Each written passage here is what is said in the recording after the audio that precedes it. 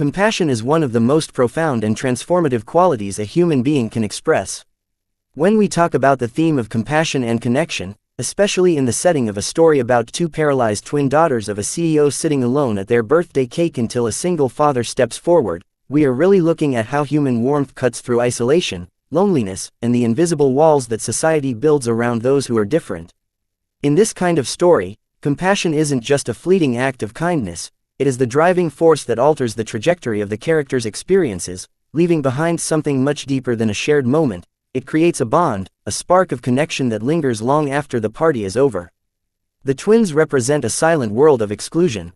Being paralyzed, they already face daily challenges that make them reliant on others for physical mobility, but their true struggle is often emotional invisibility. Children, despite their innocence, can sometimes be harshly honest in how they interact. At a party where laughter, play, and games are the language of belonging, the twins, unable to join physically, find themselves sidelined. Their father, the CEO, may have wealth and influence, but those resources cannot guarantee the most basic human need for his daughters, the need to feel included, cherished, and celebrated beyond their disability. The birthday cake, usually a centerpiece of joy, becomes instead a quiet symbol of solitude when the girls sit before it without peers to blow candles with their voices to sing for them. This image captures the harsh edge of isolation, making the eventual gesture of compassion shine all the brighter. The single father and his child enter at precisely the moment when the weight of loneliness feels unbearable. Compassion, in this case, is not grand or calculated, it is instinctive. The father notices the sadness in the twins' eyes, the awkward silence surrounding them while other children run about without pause. He does not think of social status or the awkwardness of breaking into a family moment where he has no formal invitation. Instead, he responds to the quiet call of empathy, the almost unspoken plea in the air that says these children need someone to bridge the gap. His approach is tender, framed not as charity but as equal participation. He bends down to their level, softens his voice, and asks, "Can we join you?" These 4 words become a doorway. The twins are no longer alone in the dim light of their candles, they are suddenly accompanied by people who see them not for what they lack, but for who they are. Connection is born the moment compassion is offered. The father's child, perhaps shy at first, mirrors his example and steps forward, smiling at the twins. Children often follow the emotional cues of their parents, and in this moment, the single dad's courage to extend kindness teaches his child the most valuable lesson possible, that real joy comes from sharing, not excluding. What happens around that birthday cake is more than just singing a song or clapping as the candles are blown out. It is the quiet weaving of belonging, the realization by the twins that they are worthy of joy and recognition just as much as anyone else. For them, this compassion validates their existence beyond their condition. They are not defined by wheelchairs or paralysis, they are defined by their laughter, their shared wishes, their sparkling eyes when someone chooses to sit beside them rather than walk past.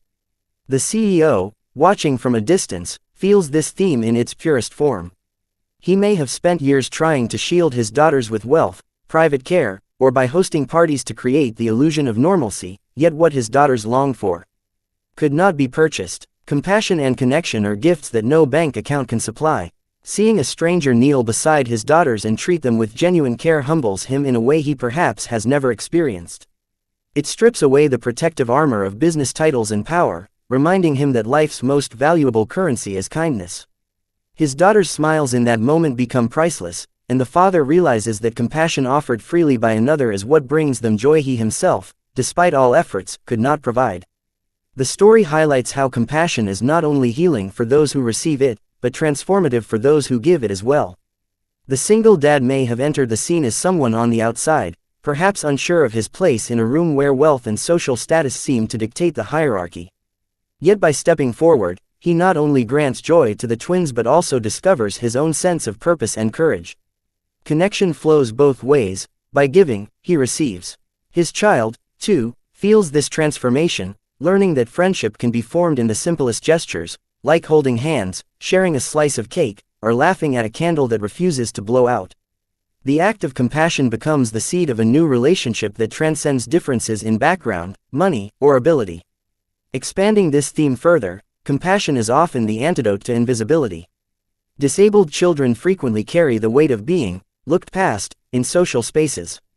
They are sometimes pitied, other times avoided, but rarely approached with the same natural friendliness extended to able-bodied peers. What the single father does is reframe their presence from being peripheral to central. By asking to join them, he is saying, "You matter. You are worth sitting with, worth celebrating, worth knowing." That affirmation plants confidence in the twins' hearts, allowing them to feel like participants in their own birthday, not mere spectators of a world that moves too fast around them. Compassion restores dignity, and with dignity comes the courage to embrace connection without fear of rejection. What makes compassion so powerful in narrative is that it is contagious. One act can ripple outward, touching more lives than intended. In this story, once the single dad and his child step in, others at the party might follow. Perhaps other children who were too shy, unsure how to approach the twins, now feel safe to join in. Perhaps adults in the room who were too caught up in chatter recognize their neglect and step closer. Compassion, when demonstrated openly, invites others to mirror it. This collective shift transforms the atmosphere of the party itself, turning it from a place of awkward avoidance into one of true celebration. In this way, compassion doesn't just connect individuals, it weaves together a community. Connection also exists across differences, which is another crucial dimension of the theme. On the surface, the CEO and the single father live in different worlds, one wealthy and powerful, the other perhaps modestly surviving while raising a child alone. Yet compassion creates common ground. In that moment by the cake, titles, status, and resources dissolve. All that remains are two fathers and their children, brought together by love and care. This bridge between them, built from empathy rather than advantage, suggests a larger truth, that compassion is the great equalizer of humanity. It erases boundaries and reminds us that underneath external layers, everyone shares the same longing to be seen, understood, and valued. Exploring this theme more deeply also requires looking at vulnerability. Compassion and connection thrive when vulnerability is embraced. The twins are visibly vulnerable in their physical state, but what makes the father's gesture remarkable is that he, too, allows himself to be vulnerable.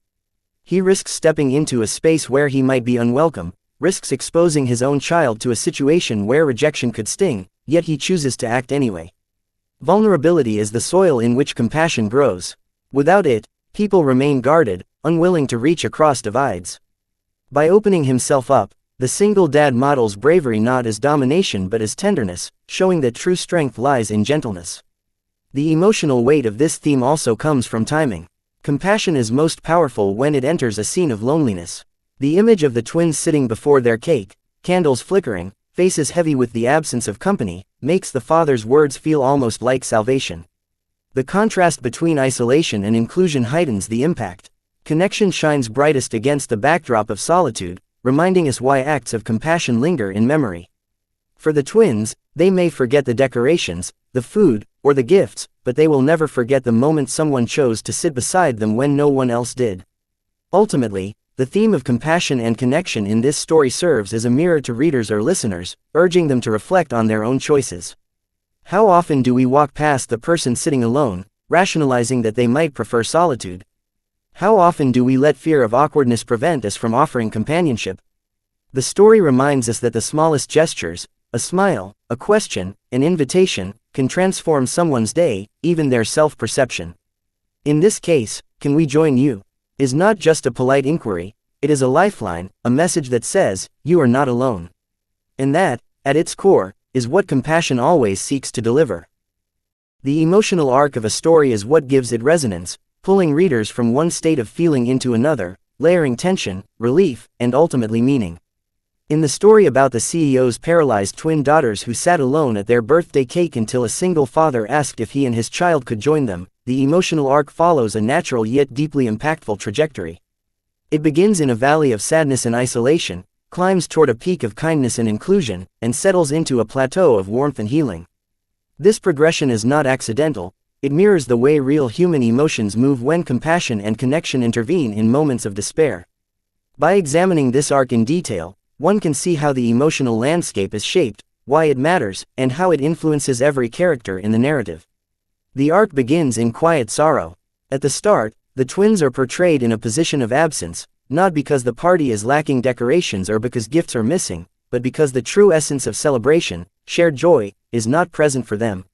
A birthday, especially for children, is meant to be a day when the world acknowledges them with attention, laughter, and togetherness. Yet here, the atmosphere is strikingly hollow. The cake sits before them, glowing with candles meant to symbolize wishes and milestones, but the chairs around them are empty of peers, and the sound of singing is replaced with silence. This sorrow is not loud or dramatic, it is quiet, almost still, but the stillness carries weight. The emotional emptiness is what grips both the reader and the twins themselves, drawing us into the raw vulnerability of their situation. The arc's foundation rests here, in this initial moment of loneliness, because without this beginning of pain, the later relief and joy would not shine as brightly. The CEO, their father, is also caught in this beginning stage of sorrow. His role is layered with complexity. As someone powerful in the corporate world, he is used to solving problems with efficiency, money, and influence. Yet none of those tools can mend the absence of companionship for his daughters. His heart aches as he watches them, perhaps realizing with regret that his attempts to create a grand birthday event with lavish details cannot shield them from the reality of exclusion. His sadness amplifies the twins' loneliness, reinforcing the arc's starting point. The audience sees not just two children left out, but a father powerless in the most personal area of his life, ensuring the happiness of his children. This deepens the emotional valley and prepares the ground for the story's shift. The shift in the emotional arc comes when the single dad notices the scene. This moment is small in action but monumental in feeling. When he asks, "Can we join you?" he brings a change in tone that feels like light entering a dim room.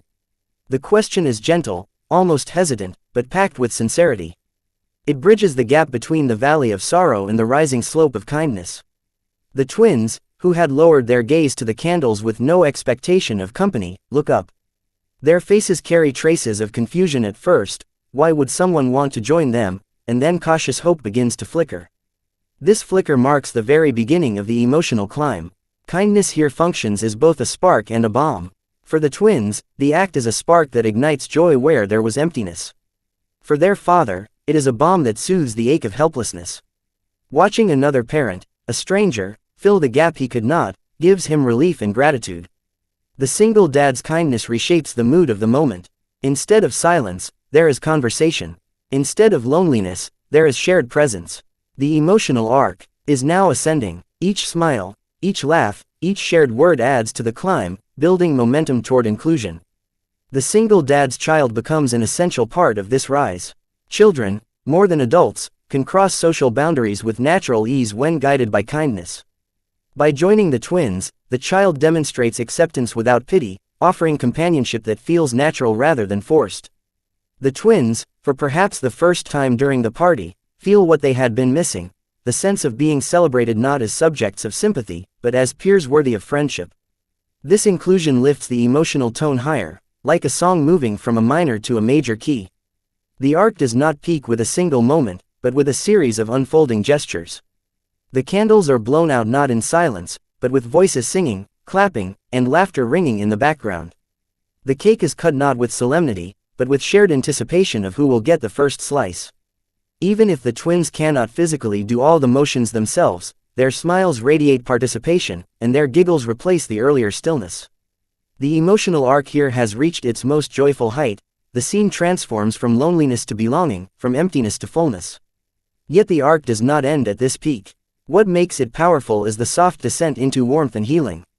After the moment of laughter and celebration, there is a quiet recognition of what has happened. The twins carry within them the memory of being included, of being chosen to share a moment. This recognition is not fleeting, it lingers in their hearts as proof that they are not invisible. For the CEO, the warmth comes in watching his daughters light up in ways he has rarely seen, and in realizing that true happiness often comes from unexpected kindness rather than grand plans. He feels a mixture of relief and humility, understanding that despite his power, it took a stranger's compassion to create this transformation. For the single dad and his child, the healing is mutual. They stepped in to offer kindness, but in doing so, they also received something profound. The father finds fulfillment in knowing he made a difference, while his child learns firsthand the value of empathy and inclusion. The arc, therefore, does not conclude with only the twins being uplifted, it ends with all characters carrying forward a sense of enrichment. The twins feel seen, the CEO feels grateful, the single dad feels purposeful, and his child feels proud. This emotional progression matters because it mirrors life's most universal truths. Human beings often begin in isolation, whether physical, emotional, or social, but through the bridge of kindness, they find connection, and from connection, they find healing. The arc resonates not only because of the events within the story but because readers themselves have experienced similar emotional movements. Everyone knows the weight of loneliness and the relief of unexpected kindness. Everyone has felt the transformative shift that occurs when someone says, "You matter enough for me to sit beside you." This universality is what makes the arc so compelling. The beauty of the arc also lies in its subtlety. It does not require dramatic speeches or grand rescues. The shift occurs through a simple gesture, a quiet question. This simplicity highlights how emotional transformation often occurs in the smallest of acts. A birthday cake, a few candles, a single invitation, these become the catalysts for deep emotional shifts. The story suggests that arcs of healing and warmth are not reserved for monumental events but can be created in the everyday moments where compassion is chosen over indifference.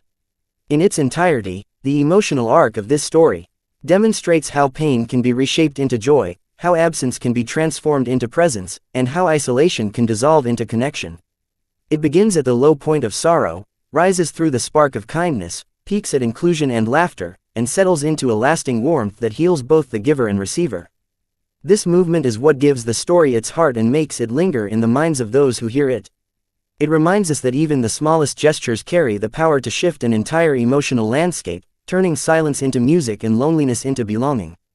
This expansion is about 1400 words, keeping to your request of no subheadings and no conclusive ending sentences.